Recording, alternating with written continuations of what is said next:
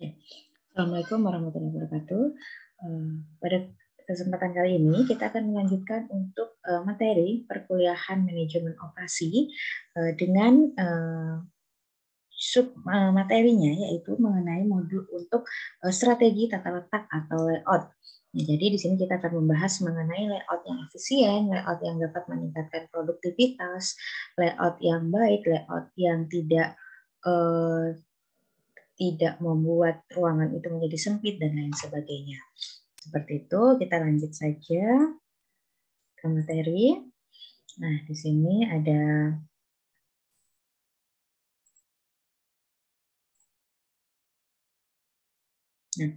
strategi tata letak atau layout.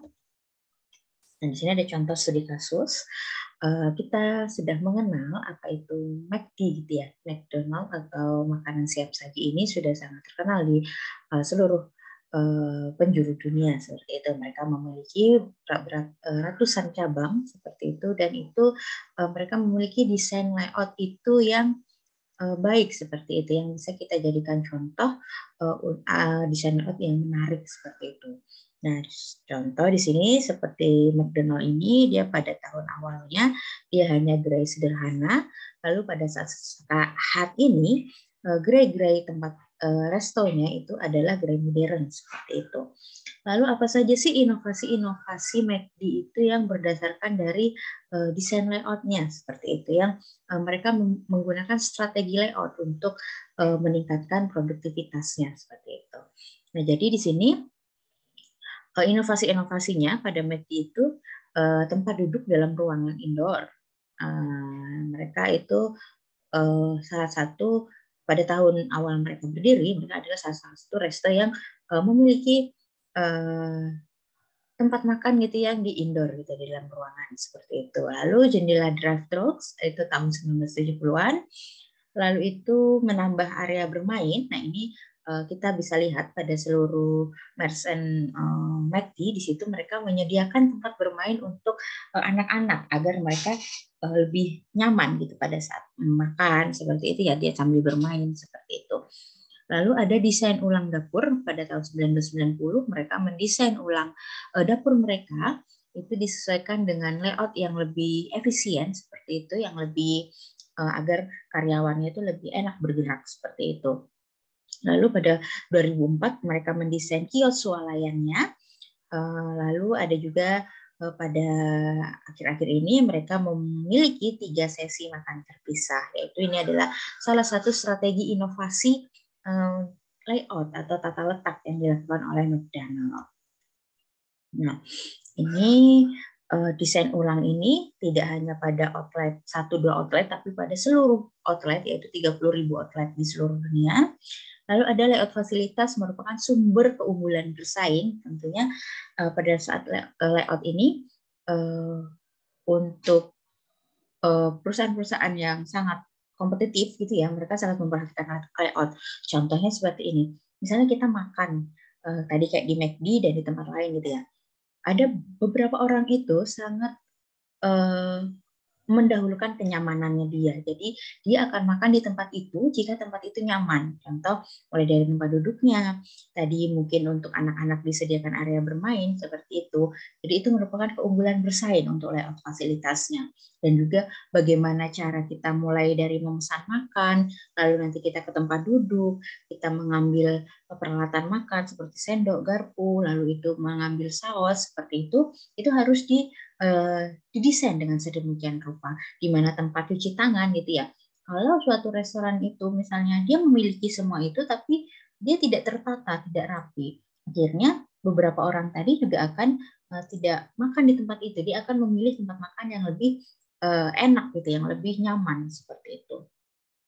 Lalu 3 area makan terpisah, di sini ada beberapa jenis tempat duduk gitu. Ada yang zona dengan kursi nyaman, dengan koneksi wifi-nya di daerah situ tuh diberikan sinyal wifi yang kencang. Ada juga zona yang ambil pergi atau take away gitu ya. Kalau sekarang ada drive-thru seperti itu. Lalu ada juga zona fleksibel untuk anak dan keluarga. Ini biasanya dia tempat duduknya itu lebih rendah, karena kalau anak-anak kan kalau di tempat duduk yang tinggi dia akan riskan jatuh seperti itu. Nah, jadi dia si McD ini menyediakan beberapa jenis model kursi gitu. Jadi dia tidak semuanya. Begitu juga kalau kita ke restoran lainnya, kita akan melihat desain tata letak yang mungkin sangat cantik gitu ya. Mereka itu akan kadang-kadang ada restoran itu yang menampilkan dapur mereka, menampilkan kebersihan dapur mereka itu dapurnya ditaruh di depan gitu ya. Lalu itu kenapa? Agar menarik si konsumen. Oh, ini dapurnya bersih, rapi gitu. Lalu ada juga yang memberikan tadi beragam jenis tempat duduk.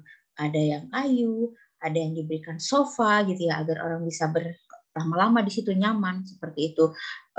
Model mejanya juga berbeda. Kalau meja untuk disediakan meja yang untuk pekerja gitu, mungkin nanti di situ dia sambil mengetik gitu ya. Jadi mejanya yang ergonomi, ada juga meja santai, mejanya lebih rendah daripada meja pekerja seperti itu. Itu adalah salah satu beberapa strategi layout seperti itu.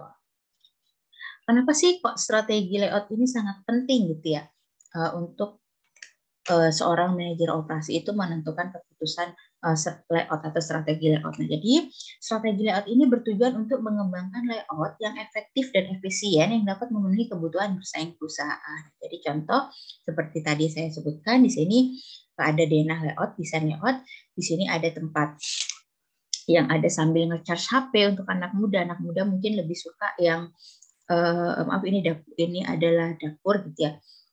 Di sini adalah kasirnya gitu, atau misalnya di sini ada tempat yang ada colokan HP-nya gitu dengan meja-meja kafe gitu yang dia tidak perlu terlalu lebar karena hanya menaruh tangan dan tempat minum seperti itu. Lalu di sini ada yang kursi tanpa sandaran tapi mejanya lebih rendah karena dia untuk bersantai gitu. Lalu ada kursi yang mejanya lebih tinggi, nanti mungkin bisa digunakan pelajar-pelajar untuk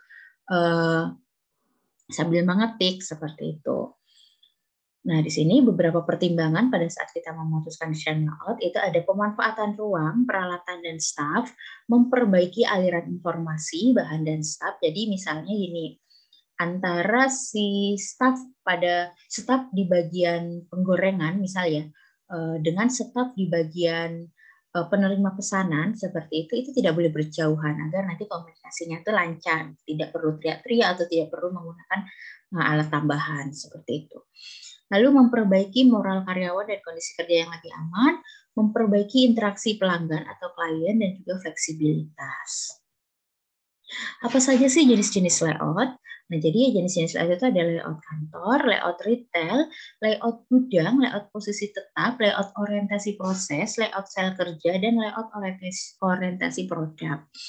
Nah, jadi ini di masing-masing itu punya tujuan masing-masing atau punya fungsi masing-masing. Contoh, misalnya layout kantor itu dipergunakan di kantor-kantor gitu, di kampus, di kantor seperti itu. Dan tentunya mungkin antara dia disesuaikannya dengan peralatan-peralatan kantor, misalnya mesin fotokopi, lalu mesin scan seperti itu. Dia gimana sih layoutnya mesin fotokopi itu di mana, mejanya itu di mana seperti itu. Lalu ada layout retail ini untuk supermarket kayak gitu. Jadi supermarket itu layoutnya harus diperhatikan. Jadi misalnya gini, kita punya supermarket dan kita sembarangan menaruh barang dan itu nanti juga akan mempengaruhi. Jadi gini, biasanya kalau retail itu punya strategi barang-barang yang orang pasti beli itu ditaruh di belakang. Sedangkan barang-barang yang orang itu belinya itu tidak rutin itu ditaruh di depan. Contoh, misalnya kita ke supermarket nih, mungkin nanti bisa sambil dilihat gitu ya.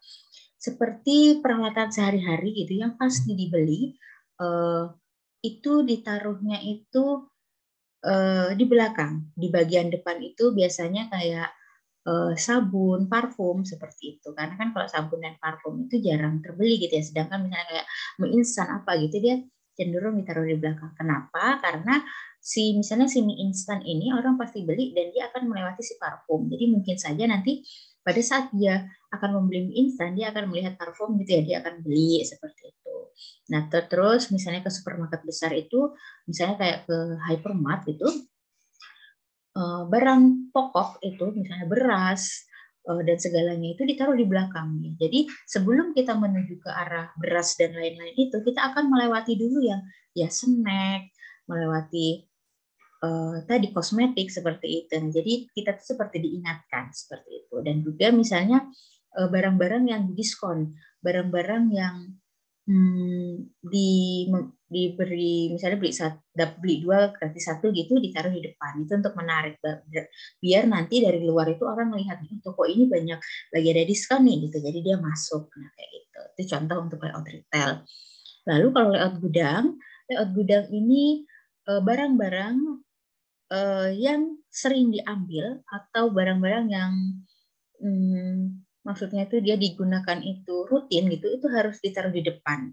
Jadi agar pengambilannya itu cepat seperti itu.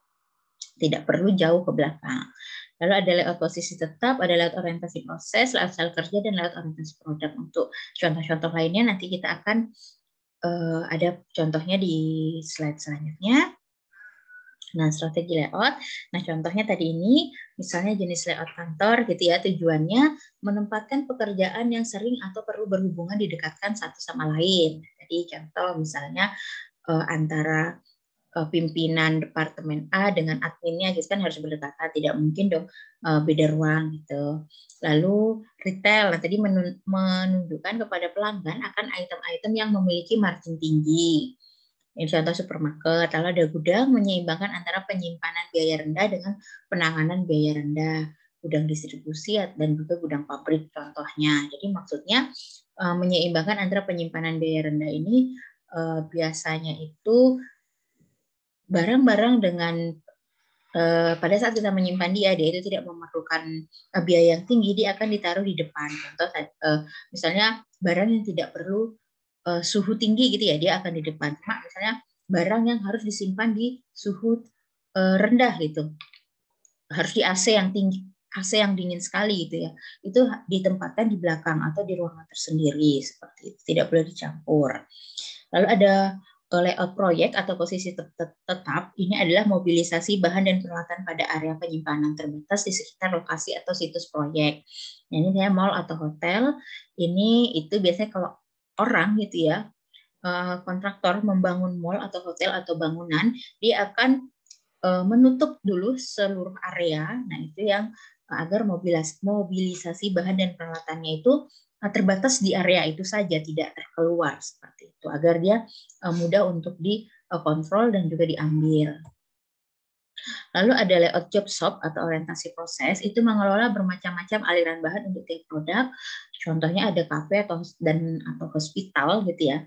Jadi ini kenapa kok rumah sakit itu job shop atau orientasi proses? Jadi dia itu misalnya layoutnya itu kan terpisah ya. Di sini layout ICU, di sebelah kan ujung layout rawat inap, nanti ada layout untuk poliklinik, klinik-kliniknya atau spesialis-spesialis, nah seperti itu. Lalu ada layout sel kerja, ini mengidentifikasi family produk, membangun tim, anggota tim lintas kereta, dan juga ada layout berulang atau continue, ini melaraskan waktu tugas pada tiap stasiun kerja. Bagaimana sih layout yang baik? Nah, layout yang baik ini itu mempertimbangkan peralatan material handling, kapasitas dan kebutuhan ruang, lingkungan dan estetika, aliran informasi, biaya pergerakan antara berbagai area kerja.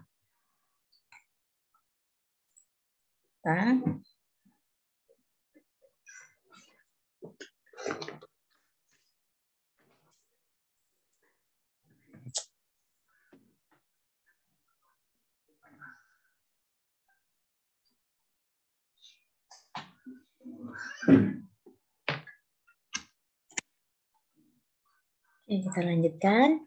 Ini layout kantor. Ini contohnya bagian keterhubungan. Jadi misalnya di sini ada simbol gitu ya, AIOEO gitu. A itu untuk absolutely necessary atau yang sangat dibutuhkan. Jadi misalnya CEO itu ternyata tidak terlalu butuh, misalnya yang sangat dibutuhkan kalau di kantor itu kan tadi mesin cetak apa gitu ya.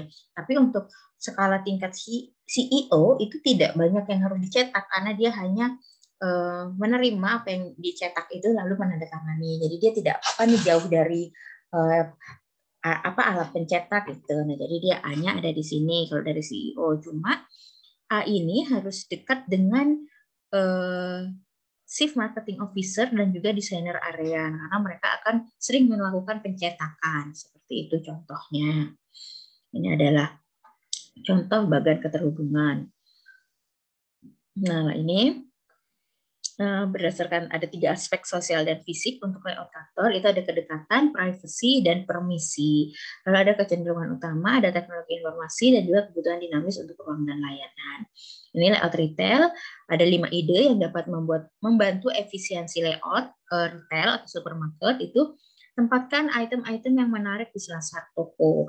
Maksudnya itu yang menarik itu ditempatkan di depan gitu ya. Contoh, misalnya kalau kita ke Indomaret gitu, mereka itu menempatkan makanan-makanan lucu yang mainan-mainan lucu gitu di depan dekat kasir agar anak-anak tertarik gitu ya. Jadi nanti dia beli seperti itu. Lalu gunakan lokasi yang menonjol untuk item impuls tinggi dan margin tinggi. Distribusikan power item di kedua sisi lorong dan berpencar untuk meningkatkan pandangan item yang lain. Gunakan lokasi ujung lorong, sampaikan misi toko melalui penempatan yang cermat dari departemen prospek. Jadi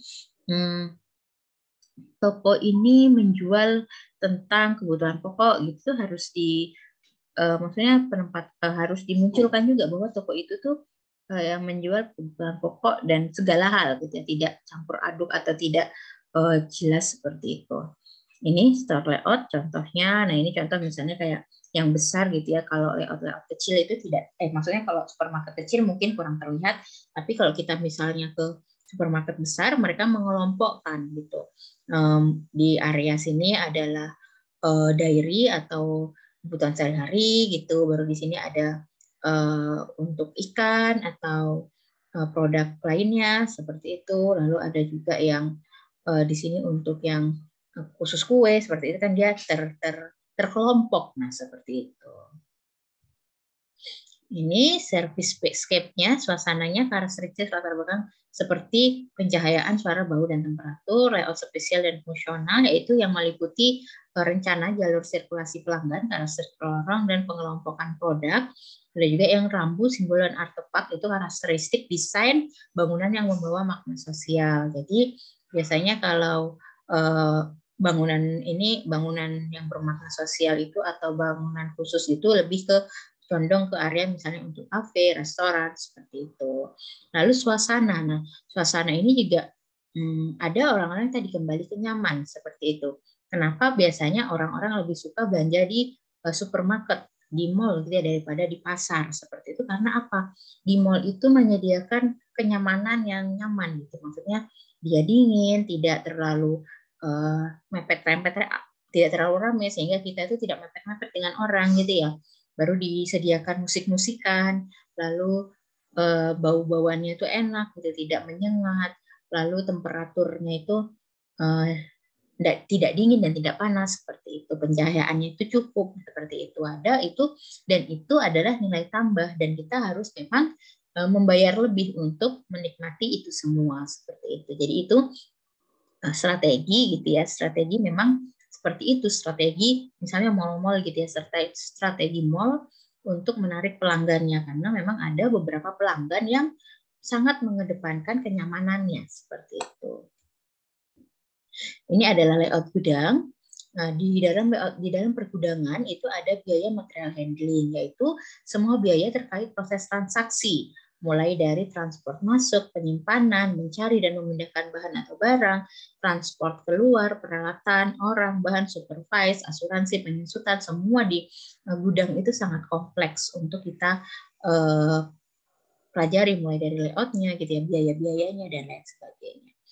Lalu tentunya layout itu untuk di gudang juga mempunyai tujuan meminimumkan kerusakan dan pembusukan. Tadi misalnya barang yang dia cepat berputar, cepat digunakan, tapi daya simpannya itu pendek, gitu ya, dia akan ditaruh di depan. Jangan sampai barang itu di belakang, yang kalau kita mau ambil itu membutuhkan waktu yang lama, seperti itu. Mungkin nanti dia akan rusak, akan busuk, seperti itu. Sangat menghindari kerusakan dan pembusukan. Tadi terus pembedaan tempat berdasarkan penyimpanannya. Mungkin kalau yang barang di suhu normal gitu ditaruh di tempat berbeda, sedangkan barang yang harus disimpan di suhu rendah di tempat yang berbeda, seperti itu. Ini pergudangan dan penyimpanannya. Ada kepadatan gudang cenderung bervariasi berbanding terbalik dengan jumlah barang yang berbeda yang disimpan. seperti itu dan lain sebagainya. Nah, jenis gudang itu ada yang cross docking terminal. Nah, misalnya gini, inbound-nya itu masing-masing gitu ya, tapi dia outbound-nya itu campuran dari beberapa item itu. Ada yang stocking acak. Nah, ini biasanya kalau dia gudangnya itu stocking acak, itu dia menggunakan bantuan auto identification, misalnya barcode, RFID seperti itu. Ini warehouse layout-nya. Jadi di sini ada office-nya gitu ya. Lalu ada storage, ada receiving-nya, di sini ada shipping-nya, ada picking seperti itu. Jadi dia terpisah dan dia rapi gitu. Jangan misalnya storage-nya itu di belakang, lalu nanti receiving-nya di jauh gitu kan. Itu kan juga akan lama gitu waktunya ya. Jadi di sini tempat mengambil, lalu disimpan seperti itu, atau dari simpan lalu mulai dari diterima, disimpan, baru itu masuk ke office gitu ya untuk dicatat gitu, lalu diambil gitu sesuai dengan orderan sampai dia di shipping atau diserahkan ke konsumen seperti itu. Jadi dia jangan terbolak-balik, misalnya di sini storage, di sini receiving-nya, baru di sini di sini shipping, di sini picking, kan akhirnya dia maksudnya itu tidak, kalau seperti ini kan enak ke sini gitu kan runtut, jadi harus runtut layout itu, jangan sampai dia yang membuat pekerjaan itu bertabrakan gitu. Ada customizing, yaitu aktivitas bernilai tambah yang dilakukan di gudang memungkinkan strategi biaya rendah dan respon cepat. Contohnya misalnya perakitan komponen, memuat perangkat lunak, perbaikan, pelabelan, dan kemasan disesuaikan. Ini layout posisi tetap. Jadi posisinya itu tetap. Jadi misalnya di daerah A, itu di departemen A itu membuat roda pesawat gitu. Nah, jadi nanti ini khusus roda pesawat, kalau nanti daerah lainnya membuat part B, di daerah lainnya membuat part A seperti itu. Jadi tidak boleh digabungkan. Posisinya tetap. Ada alternatif strategi, yaitu sebagian besar proyek mungkin diselesaikan di luar lokasi di fasilitas yang berorientasi pada produk. Hal ini dapat meningkatkan efisiensi secara signifikan, tapi hanya mungkin ketika beberapa unit yang serupa perlu dibuat. Ini proses layout. Berdasarkan shop-nya gitu ya. Di sini ada shop X, shop Y gitu. Bisa dibaca ini selanjutnya. Ini contohnya 6 departemen di pabrik untuk meminimalkan biaya penanganan material. Setiap departemen berukuran 20 kali 20 kaki dan bangunannya memiliki panjang 60 kaki dan lebar 40 kaki. Langkah-langkah penyelesaian adalah sebagai berikut. Ini adalah pertama, dibuat matrik dari dulu, maksudnya dia dari mana ke mana gitu ya. Tentukan persyaratan ruangannya tadi syaratnya harus apa gitu. Maksudnya dia harus dingin kah, harus suhu normal kah, dan lain sebagainya. Ya, kembangkan diagram skematis awal, tentukan biaya tata letak, tingkatkan tata letak, dan siapkan rencana terperinci. Jadi misalnya ini, banyaknya beban per minggu. Ini ada departemen perakitan, pengecatan, mesin, penerimaan, pengiriman, dan pengujian. Jadi ini disesuaikan. Lalu di sini misalnya area A itu departemen perakitan 1, area B departemen pengecatan 2, dan lain sebagainya. Ini dipisahkan. Jadi dipisahkan per ruangan perakitan. Ini adalah grafik aliran interdepartementalnya. Ini adalah biayanya, yaitu kan pasti ada biaya untuk masing-masing tempat itu.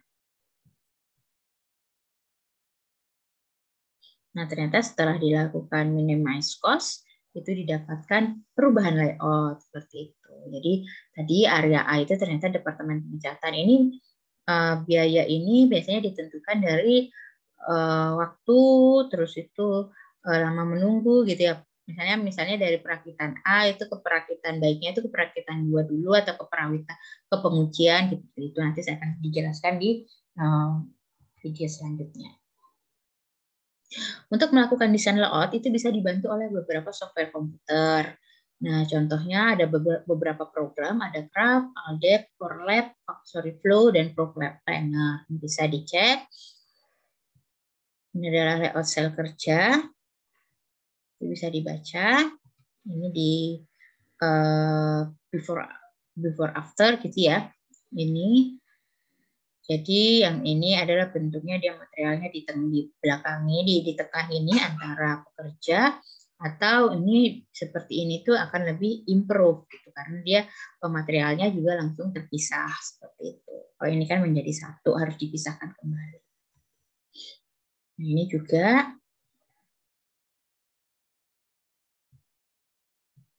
ini adalah contoh penentuan jumlah staff atau jumlah orang. Jadi misalnya tadi kita misalnya 600 cermin dibutuhkan per hari, jadwal produksi cermin untuk 8 jam per hari berdasarkan work balance chart, total waktu operasi 140 detik. Time rate-nya yaitu ini berdasarkan persamaan, di sini ini ada persamaannya, mendapatkan 48 detik, sehingga total pegawai yang dibutuhkan yaitu 2,92. Atau kalau kita bicara tentang orang, bahan, alat gitu ya, yang satuannya itu harus angka bulat, tidak boleh desimal, itu harus dibulatkan ke atas. Jadi kan misalnya 2,92 itu jangan dibulatkan ke bawah, jangan diambil 2, karena kalau diambil 2 nanti akan kurang. Maksudnya akan kurang orang gitu, tidak efisien. Jadi diambilnya yang ke atas 3 orang seperti itu.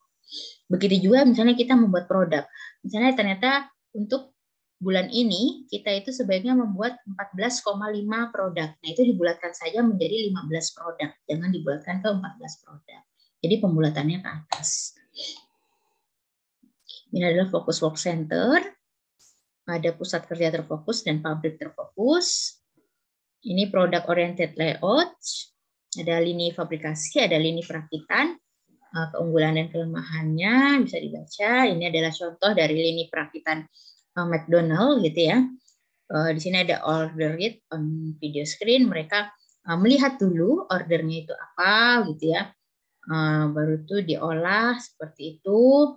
Lalu disimpan dulu, didinginkan, lalu nanti dikirim seperti itu.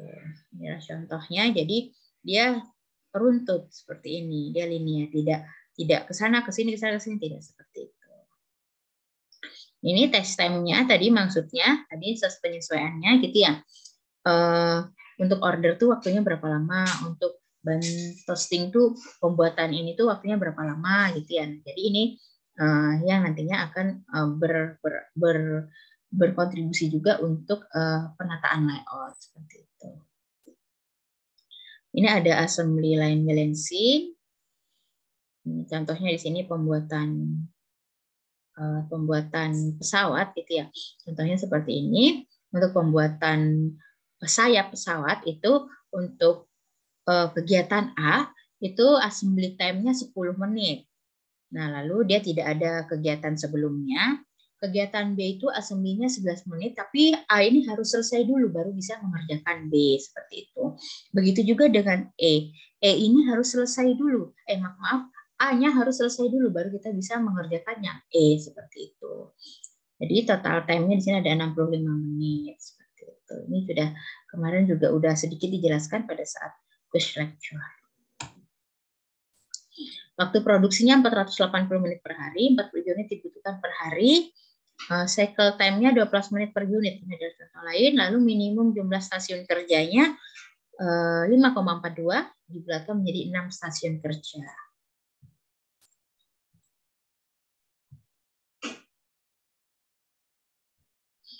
Ini efisiensinya. Oke. Berikut adalah persamaan untuk efisiensinya adalah berdasarkan layout ini. Ini setelah didapatkan gitu ya, dilakukan layout heuristiknya, used to assign tasks for 2 workstation in assembly line balancing. Itu from the available test, choose the test with the largest number of following tests. Jadi di sini dari station 1 ke station 2 ke station 3 seperti itu dia bisa, karena tadi B dan E kan, harus A-nya ini harus selesai dulu baru bisa melaksanakan B dan E, seperti itu. Dilanjutkan lalu didapatkan berdasarkan layout ini efisiensinya adalah 90,3%. Nilai balancing.